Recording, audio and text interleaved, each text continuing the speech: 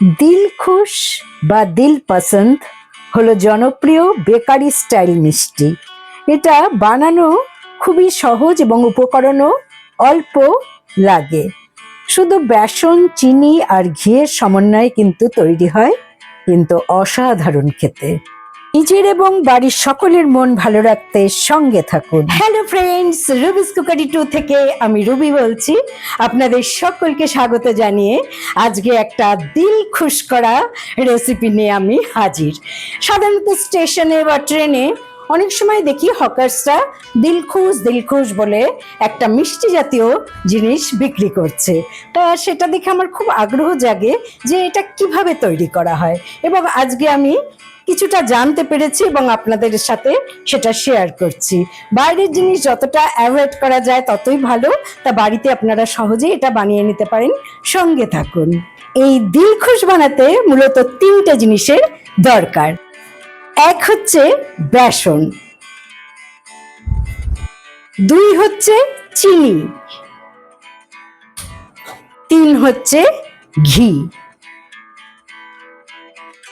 আমি এখানে 2 কাপ বেসন নিয়েছি, অর্ধেক করে নিয়ে একটা চালনির মধ্যে ছেঁকে নিচ্ছি। অবশ্যই ভালো করে ছেঁকে নেবেন, কারণ এর মধ্যে যে গুটলিগুলো থাকে সেগুলো কিন্তু মিষ্টি বানানোর পক্ষে খুব একটা ভালো হবে না। তাই সমস্ত এই যে দানা দানা অংশগুলোকে ভালো করে ভেঙে ছাঁকনিতে চেলে নিতে হবে। ছাঁকনিতে ছাকার পর দেখুন বেসনটা কত মোলায়েম লাগছে। যে কোনো মিষ্টি বা স্ন্যাক্স বানানোর আগে অবশ্যই এই কাজটা করে নেবেন, যাতে ভেতরে কোনো রকম ডেলা না থাকে। এবারে মিষ্টিটা বানানোর জন্য আমি একটা চৌকো কাচের বাটি নিয়েছি।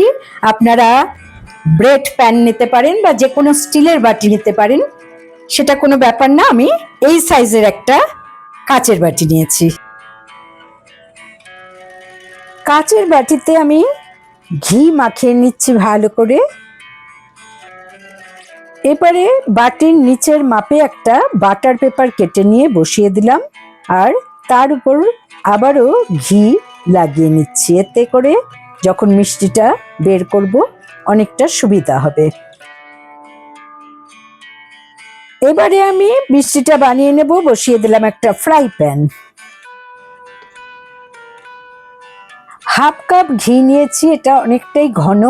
আমি একটু এটাকে লো ফ্লেমে গলিয়ে নেব। আপনারা চাইলে শুধু রিফাইন্ড অয়েলেও এই কাজটা করতে পারেন, বা হাফ করে রিফাইন্ড অয়েল বা ঘি মিশিয়ে নিয়েও এটা করতে পারেন। বাইরে রিফাইন্ড অয়েলেই সাধারণত এটা করে থাকে, তা সেটা তো শরীরের পক্ষে খুব একটা ভালো না। তাই আমি বাড়িতে শুধু ঘি দিয়েই বানাচ্ছি। এবারে গলানো ঘিটা সরিয়ে রেখে আমি বসিয়ে দিচ্ছি একটা কড়া। দিয়ে দিচ্ছি 2 কাপ চিনি। বেসন যতটা দিয়েছি চিনিও ঠিক ততটাই দিতে হবে। আর চিনিটা গলানোর জন্য আমি 1 কাপ পরিমাণ জল এতে অ্যাড করে দিলাম।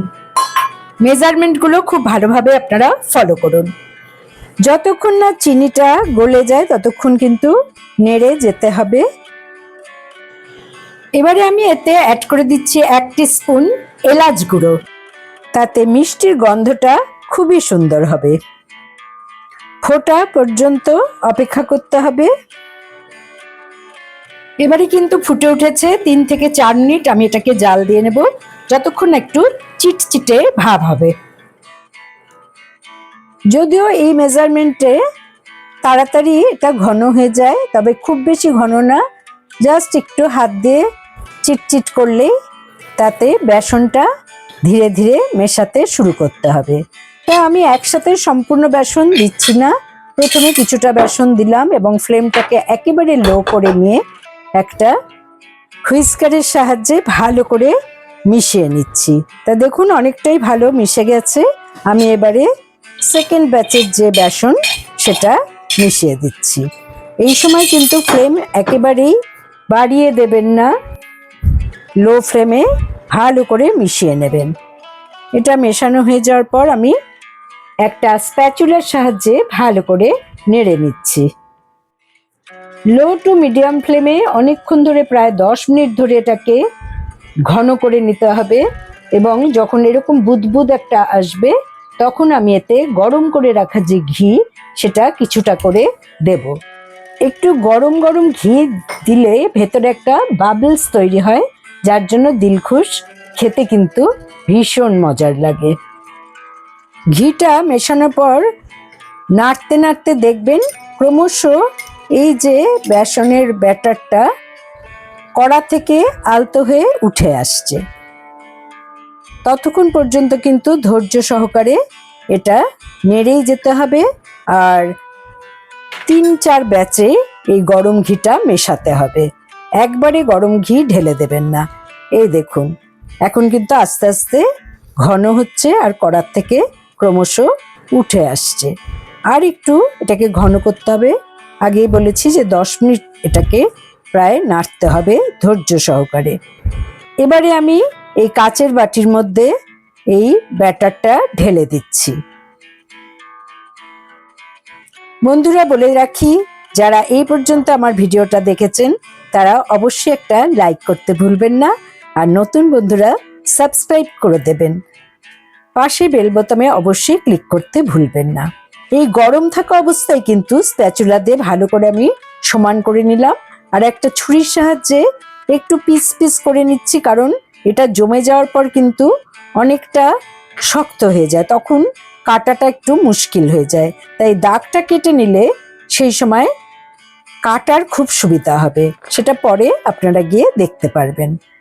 জাস্ট একটা দাগ কেটে রাখবেন। 1 ঘন্টা এটাকে ঠান্ডা হতে দিলাম। আমার দিলখুশ পুরোপুরি রেডি।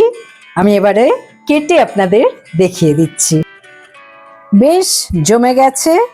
এবারে আমি এটাকে বের করে নেব, কিন্তু তার আগে এই একটা ছুরির সাহায্যে আলগা আলগা করে নিচ্ছি চারপাশটা দিয়ে। বড় বড় দোকানে যেরকম দিলখুশ বিক্রি হয়, আমি কিন্তু আজকে ঠিক সেরকমই ঘি দিয়ে দারুণভাবে বানিয়ে নিলাম। তারপর একটা প্লেটের মধ্যে ওপর করে ঢেলে নিলাম। দেখুন সহজে বেরিয়ে আসলো। এবার পেপারটা আমি তুলে নিচ্ছি। দাগগুলো দেখতেই পাচ্ছেন, এই দাগের উপর দিয়ে ছুরিটাকে এইভাবে চালিয়ে দেবেন যাতে টুকরোগুলো অনায়াসে বেরিয়ে আসে। এই মিষ্টিটা অনেক দিন পর্যন্ত স্টোর করে রেখে দেওয়া যায়। প্রায় 1 থেকে 1.5 মাস আপনারা এটা ফ্রিজেও রেখে দিতে পারেন, বা বাইরেও কিছুদিন রাখলে এটা নষ্ট হয় না। আর মাঝে মধ্যে খেতে কিন্তু খুবই ভালো লাগে। যেহেতু চিনির পরিমাণ আর ঘিয়ের পরিমাণ বেশি, তাই বলছি না যে রোজ আপনারা এটা খান। তাছাড়া বাড়িতে সবাইকে দিয়ে খেতে গেলে খুব একটা বেশি দিন যেটা রাখতে পারবেন তাও না, কারণ এর থেকে আমার 12 পিসের মতো বেরিয়েছে। তা মাঝখান দিয়ে আমি ভেঙে দেখিয়ে দিচ্ছি, দেখুন কতটা সুন্দর হয়েছে। আশা করি আজকের রেসিপি ভালো লেগেছে।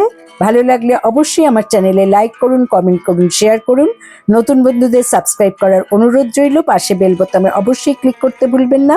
অসাধারণ হয়েছে এবং সত্যি আমার দিল খুশ হয়ে গেল। Thanks for watching.